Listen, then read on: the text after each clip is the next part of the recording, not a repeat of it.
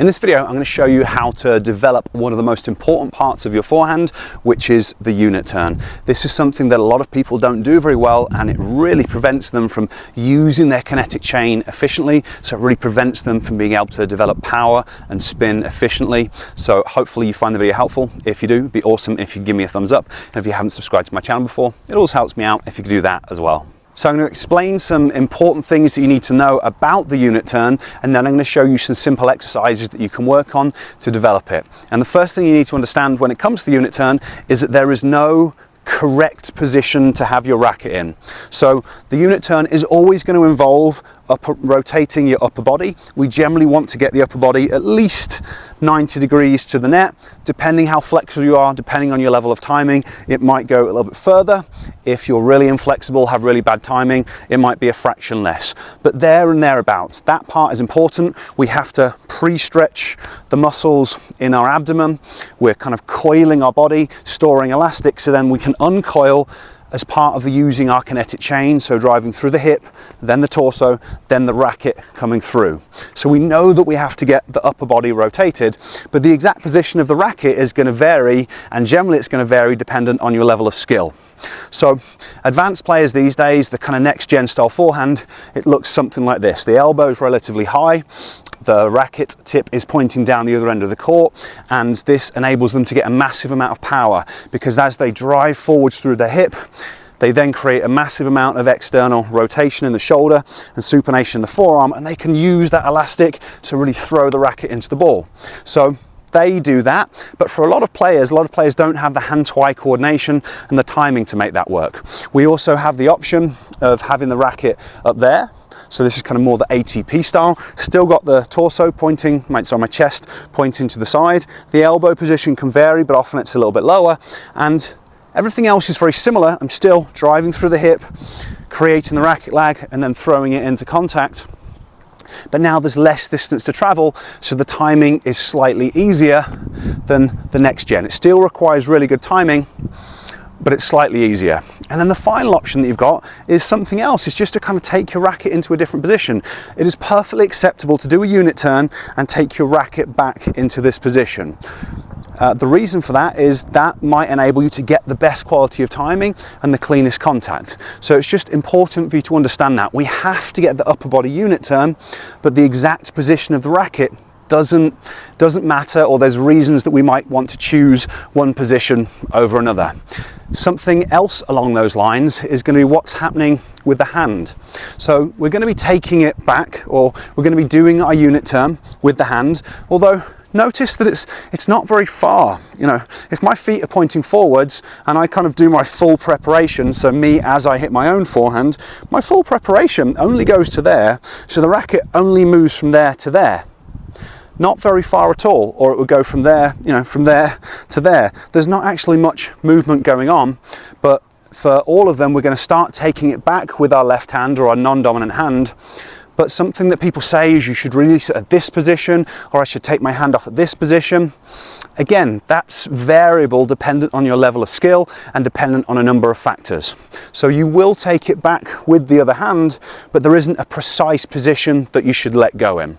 Okay, so they're kind of important things that you need to understand about the unit turn. Now we're going to talk about how to kind of practice it and work on the difficult parts, because the difficulty doesn't tend to be just when people are standing there and doing their unit turn. The reason that people struggle is basically because they don't necessarily have the balance and the coordination and the footwork patterns in place to do this as they move to the ball. Because obviously the whole idea is we're trying to set up in position for our shots.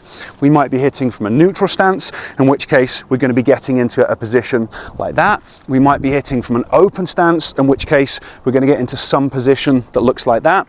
So the unit turn, yes, the upper body part, but what's happening underneath us looks a little bit different. So we need to factor that into our training, and we need to work on moving in different directions so that wherever the ball goes, we feel comfortable and we've got the balance to be able to get the unit turn as we're moving and setting up in position for our shots.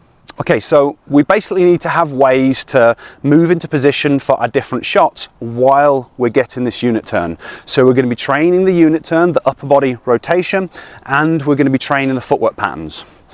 The first one that we're going to do is just going to be a neutral stance forehand. So neutral stance forehand, stepping forwards, swinging, and normally pivoting through afterwards. So we're just going to practice the basic version of that. I land from my split step, I do a pivot step with this leg, so I'm basically turning this leg, and as I do that, and then stepping forwards, and that's basically my unit turn done. My upper body's there, I've just coiled it a little bit further as I moved, and then you can see the position that my racket's in, and you just literally practice it and get comfortable doing this. So I land, pivot step, and then there. Land, pivot step, and then there. Land, pivot step, and then there.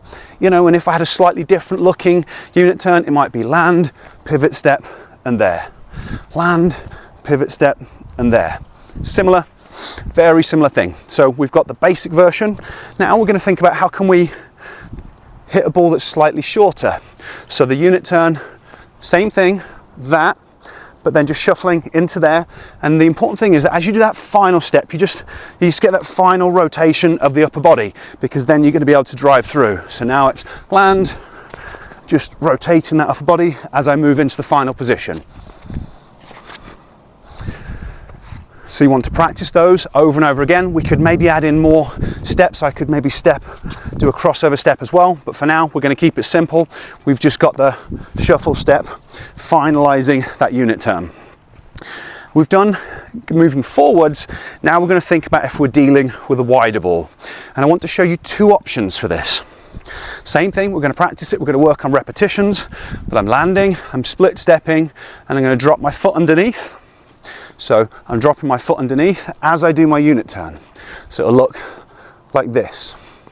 And the reason that I'm dropping my foot underneath as I do the unit turn is because I want to move to wider balls. So I'm going to drop it underneath, I'm going to push over into a crossover step.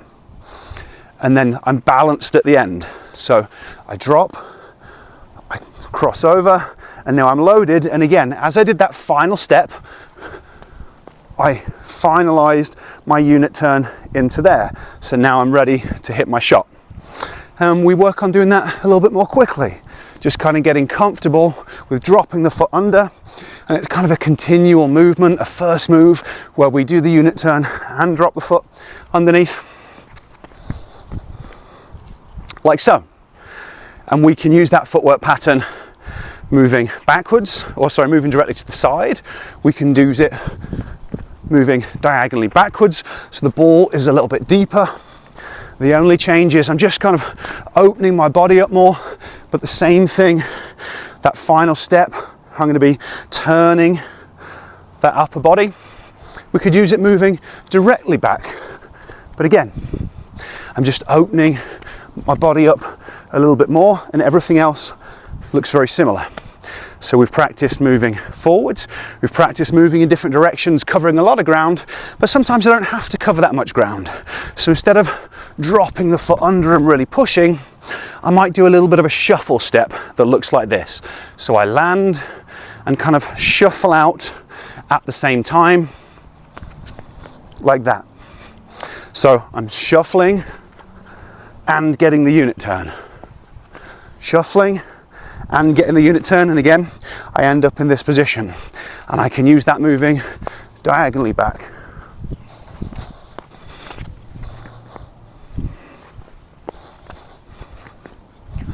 And I can use that moving back.